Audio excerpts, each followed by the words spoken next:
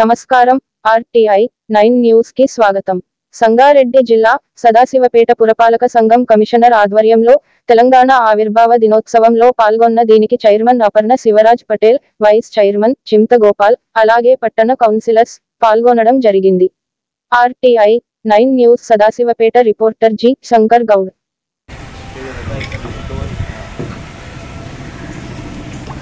జై తెలంగాణ జై తెలంగాణ జోహార్ తెలంగాణ మన బిడ్డకు జోహార్ జోహార్ అధికార చారత భాగ్య విధాత పంజాబ్ సింధు గుజరాత్ నవాబ్ నావియ ఉత్కళ ఇంద్రని